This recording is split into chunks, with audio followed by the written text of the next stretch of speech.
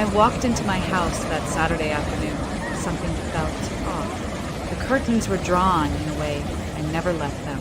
There was the faint scent of cinnamon toast in the air, something I hadn't made. And then I heard it, the sound of a child laughing, high-pitched, chaotic, followed by the unmistakable thud of something heavy crashing onto my hardwood floor. I froze.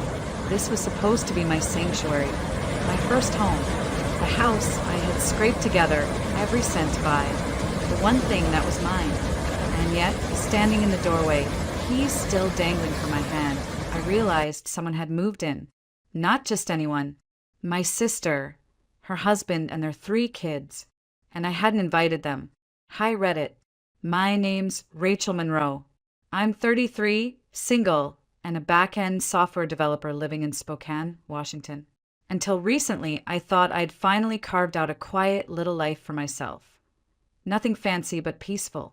After a childhood of being the responsible one, the quiet one, and the one who got overlooked in favor of my golden child older sister, I figured the least I could do was buy a place of my own without anyone's interference.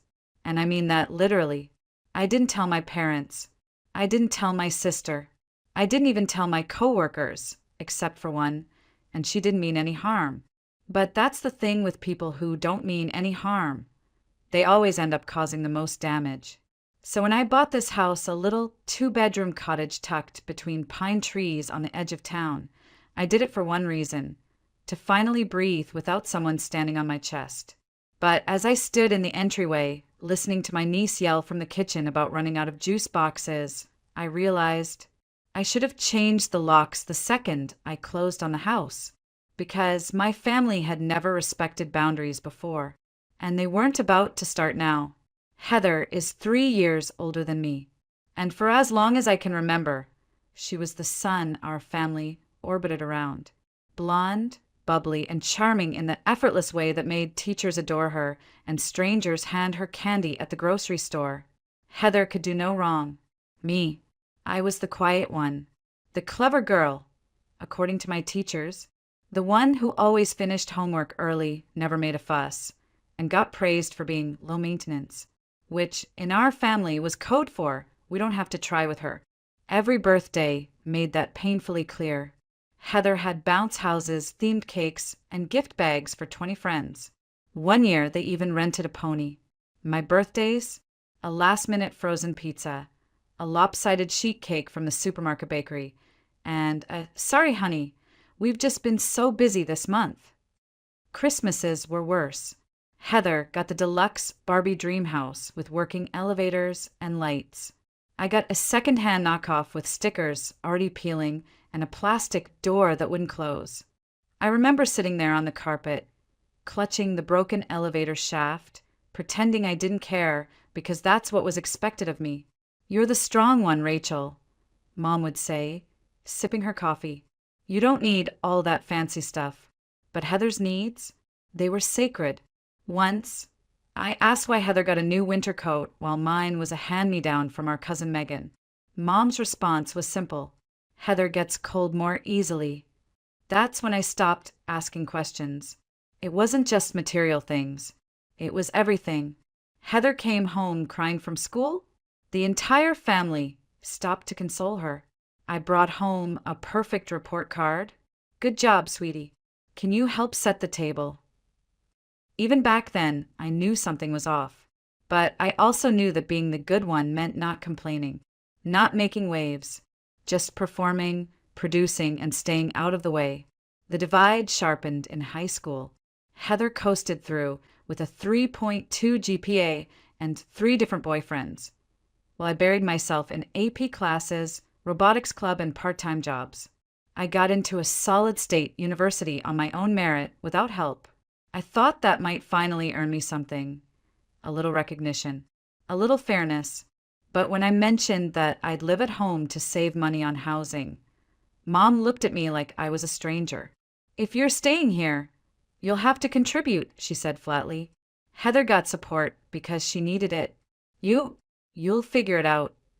So while Heather went to her dream school, fully funded by her parents, I was 18 and working nights at a local bookstore, paying rent to live in my childhood bedroom.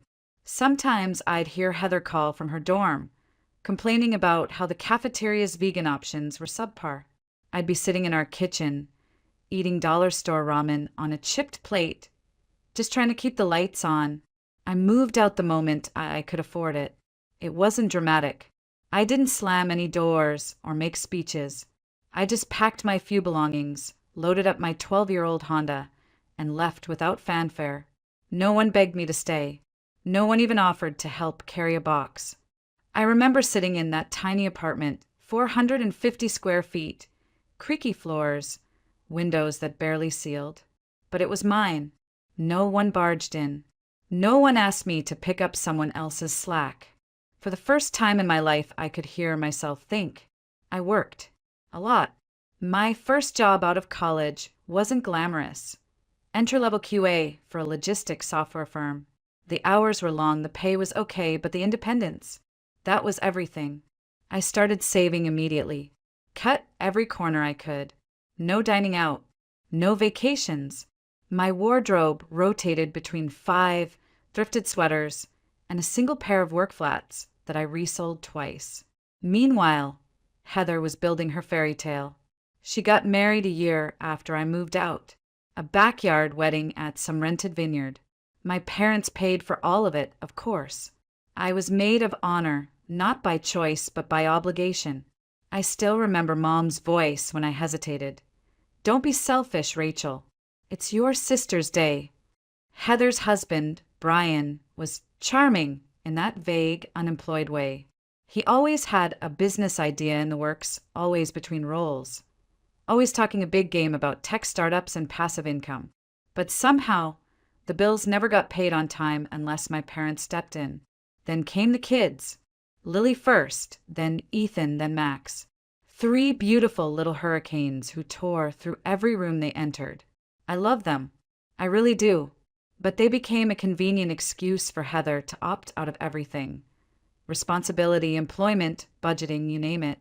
My parents picked up the slack without question. Paid for daycare. Bought a new car when theirs broke down. Took the kids every weekend so Heather could recharge. And through it all, no one asked about me. I got promoted. Twice. I started working remotely, picked up consulting gigs, began to build a reputation in my field. Quietly, without celebration. When I earned an industry award last year, I posted about it once on LinkedIn. Mom commented, "Proud of both my girls." That was it. No call, no flowers, no dinner invitation. Heather got a 3.2 GPA in college and had a catered graduation party with a custom cake. I graduated with a 3.9 and we ordered takeout lasagna in silence. The message was clear. Heather was the center. I was the scaffolding. And scaffolding doesn't get celebrated. It just holds everyone else up. I didn't tell anyone I was house hunting, not because it was some grand secret, but because I knew how my family operated. If I told them, even casually, that I was thinking about buying a home, it would become a group project overnight. My mother would start picking out paint swatches. Heather would suggest which school district would be best for the kids. And somehow, I'd end up footing the bill for someone else's dream. So I kept quiet. For nearly a year, I searched. I browsed listings after work. I went to open houses on weekends. I ran the numbers late at night, spreadsheet after spreadsheet. I lived leaner than ever. Every dollar that didn't go to rent or groceries went into my down payment fund. And then I found it. A little 2-bedroom cottage on the edge of town, nestled among tall pines with a sloping gravel driveway and a wraparound porch that caught the morning sun. It was modest, not flashy, but it felt like something I'd built with my own hands. I remember standing in the empty living room the first time I saw it, my boots tracking snow onto the wood floors, and thinking, this is it, this is mine. I made an offer that same day. It was accepted 3 days later. I closed a month after that, and I didn't tell a soul. I moved in over a weekend with the help of 2 friends from work. No family, no announcements, no Facebook posts. I wanted to live in the silence of something I'd earned entirely on my own. But silence is a luxury my family doesn't allow for long. About a week after I'd moved in, I got a call from my mom. Her tone was overly cheerful, the kind of voice she uses when she already knows something and is waiting to pounce. "Hi, sweetheart. How's everything going?" I kept it vague. "Good. Work's busy. Same old." She paused, then said, "Heather told me you've been looking at houses. Why didn't you tell us?" My stomach dropped. Turns out the one person I had told, Lisa, a coworker I barely knew, had mentioned it in passing to her neighbor, who just happened to be best friends with Heather. Small town. Big mouth. I lied. "Oh, I'm just browsing. Nothing serious." But it was too late. That night, I got a text from Heather with a Zillow link. This would be perfect. For bedrooms, great schools, and a huge backyard for the kids. I stared at my phone. My family had just found out I was thinking about buying a house, and already they were planning to move into it. Over the next few days, my phone turned into a war zone. Texts, emails, even voicemails. Who still leaves voicemails? Each one more presumptuous than the last. My mother sent a list of non-negotiables she thought I should look for in a home. Minimum 4 bedrooms, at least 2 baths, fenced backyard, bonus room for the kids' play area. Heather followed up with Pinterest boards of decor ideas. Neutral tones, so everyone feels welcome. Everyone. At no point did anyone ask what I wanted. Not once. It became obvious this wasn't about me buying a home. This was about them finding a new headquarters, and I was just the funding source. One message from Heather stuck in my mind like a splinter. It read, "Rachel, this place in Coeur d'Alene would be ideal. It's just 15 minutes from our apartment. Has a finished basement Brian could turn into a home office, and it's close to Lily's dance studio. You should book a viewing." You should book a viewing. Like I was her real estate agent. Another time, Mom sent me a voice note saying, "Sweetheart, imagine the holidays. Everyone under one roof, your father and I staying in the guest suite, the grandkids running around. This is the kind of home memories are made in." I hadn't even unpacked my own boxes yet. I was still figuring out how to hang curtain rods and which switch controlled which light. But my family had already turned my blank canvas into their vision board. The most surreal part? They didn't seem to notice I wasn't responding. I stopped replying to the group chat. I muted their messages. I declined calls. And still the links came. The demands continued. I was a ghost. But they didn't need me to exist just to pay. That's when it hit me. They never saw me as a person with a life of her own. I was a utility, a means to an end, the dependable one, the stable one, the one who could be counted on to give and give and give. And even though I had already bought my house, they were determined to insert themselves into every corner of it. Every empty room, every square foot of space, they'd already claimed it in their minds. So I started taking a different route. I ignored every house suggestion. I avoided Heather's neighborhood completely when driving. I told no one where my house was, not even Lisa, because clearly trust had an expiration date, and in my family it had long since passed. The invitation came through Mom like always. "We're doing dinner this Saturday," she said over the phone, her voice chipper like nothing had been happening. "Nothing fancy, just family. You're coming, right?" For a split second, I considered saying no. I could already imagine the subtext. The house talk, the loaded questions, the trap.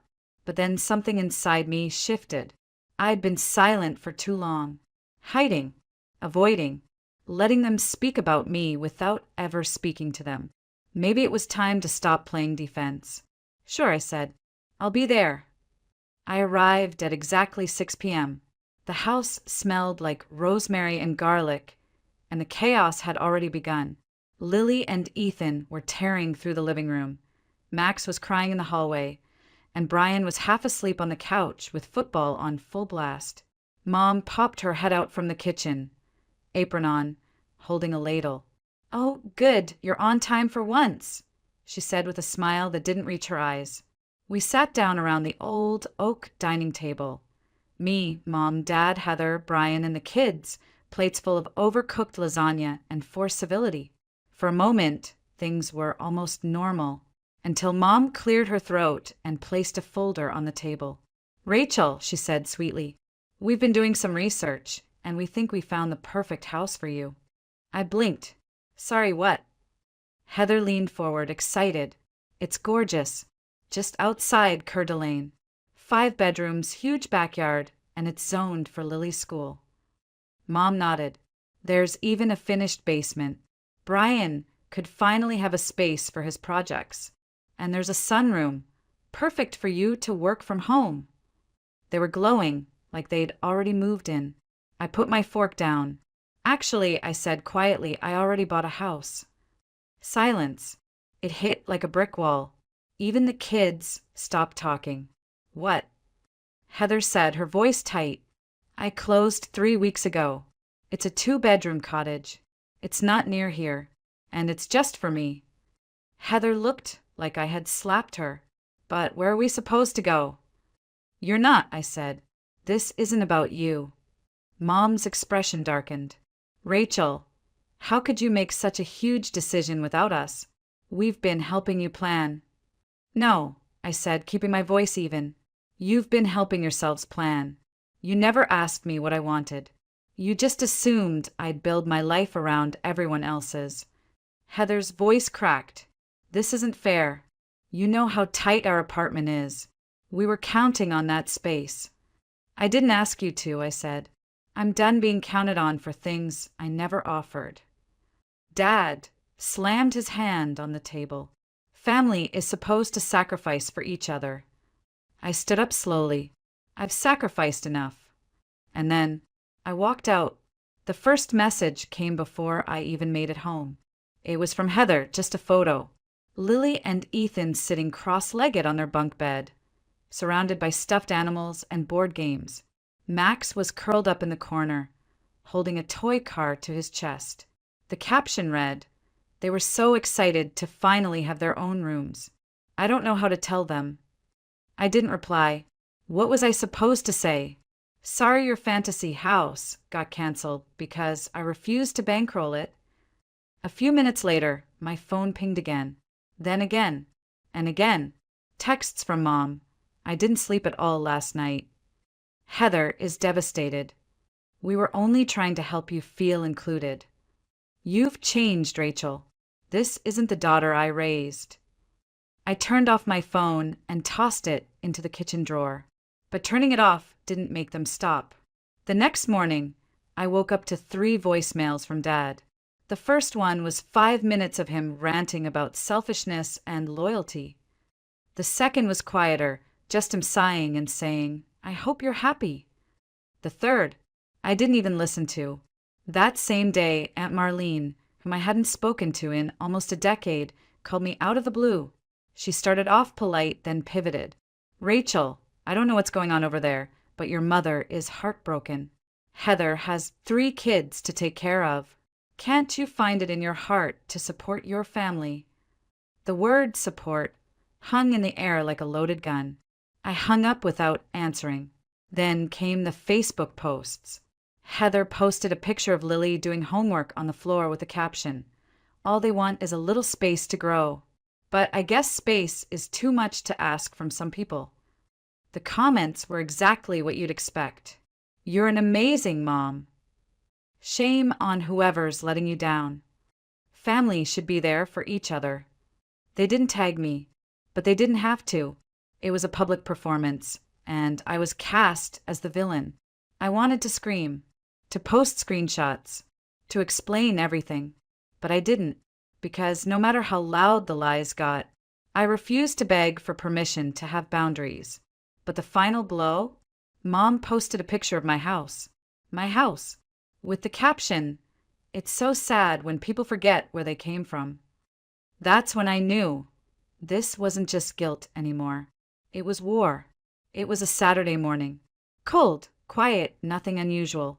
I had errands to run, groceries, post office, a quick stop at Target. I remember buying a set of lavender-scented candles and thinking how nice it would be to light them that night, put on a movie, and finally, have a peaceful evening to myself. When I pulled into the driveway 2 hours later, something felt wrong. Heather's SUV was parked at the curb. My chest tightened. I walked up to the door, keys already clenched in my fist, trying to come up with any possible reason she'd be there. Maybe she was dropping something off. Maybe it was a mistake. Maybe. But the moment I stepped inside, the smell of microwave popcorn and baby wipes hit me like a slap. Toys were scattered across the living room floor. Ethan's sneakers sat beside my coffee table. The TV was blaring an episode of some cartoon I didn't recognize. And in the kitchen, Brian was rummaging through my fridge like it was his. And then I saw Heather. She was in the sunroom, rearranging my furniture. My armchair had been pushed against the window, and she was dragging a side table toward it with a look of complete ownership on her face. "What the hell is going on?" I asked. She looked up, casual as ever. "Oh, hey. We figured it'd be easier to just move in while you were out. Mom gave us the key. Hope that's okay." I couldn't speak. My mouth opened, but no sound came out. Mom had given them the spare key. The one she held briefly during her peace-offering visit. The one I left, naively on the kitchen hook. Heather gestured toward the hallway. "The kids already picked their rooms. Max wants the one with the little window. It's so cute." Brian, not even looking up, added, "We'll help cover groceries. I mean, you're just one person, right? This house makes way more sense for us." I felt a pressure in my skull that I couldn't quite place. A ringing. A violation. This wasn't just boundary crossing. This was a break-in. A takeover. And they were smiling through it. "Get out," I said, voice low. Heather blinked, almost amused. "Rachel, don't be dramatic. We're family." I pulled out my phone. "I'm calling the police." Brian finally looked up, offended. "Seriously? You'd call the cops on your own sister." "Watch me," I said, dialing. When the dispatcher answered, I gave my address and told them, calmly, that unauthorized individuals were occupying my home, that they refused to leave, that I had not given them permission. 10 minutes later, 2 officers pulled into the driveway. It was the first time in years. I felt like someone was on my side. The officers were calm but firm. They asked Heather and Brian to explain why they were in the house. Heather gestured toward the kids like they were some kind of human shield. Brian muttered about being family and just needing a little space. The officers didn't care. "This is private property," one of them said, voice clipped. "You weren't invited, you weren't given legal access, and you're being asked to leave. Now." Heather started to cry. Real dramatic sobs. Brian scoffed and grabbed a half-eaten sandwich from the counter, like this was all just a minor inconvenience.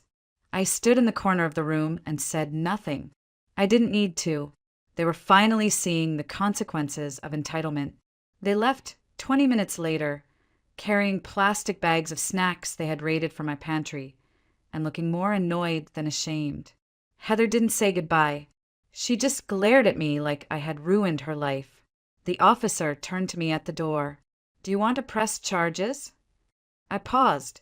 Every part of me wanted to say yes, to make them pay, but what I wanted more was peace.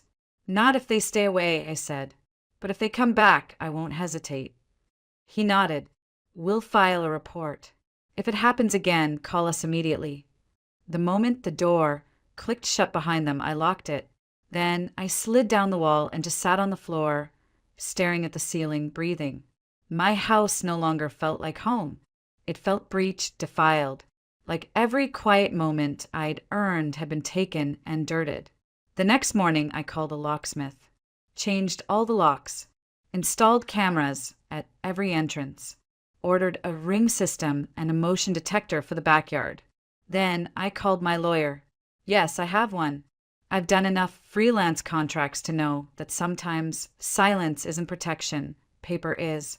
Within 48 hours, she had drafted a cease and desist letter addressed to Heather, Brian, and my mother. It was clear, factual, and cold as ice. It outlined the incident, cited trespassing law, and stated unequivocally that if they contacted me again in any form or attempted to access my property, I would pursue criminal and civil action. The letters were delivered by courier. No more emotional texts. No more guilt-tripping voicemails. No more Facebook shade. Just a legal boundary written in ink. And for the first time in a very long time, I felt like I wasn't alone anymore. I had something stronger than guilt on my side now. I had the law. A few days passed. Silence never felt so loud. No calls. No texts. No new innocent photos of the kids. My Facebook feed was still a mess of passive-aggressive pity posts, but I'd already blocked half my extended family. I adjusted my privacy settings, scrubbed my contact info from anything public. I wasn't just building a wall around my home. I was building one around my peace.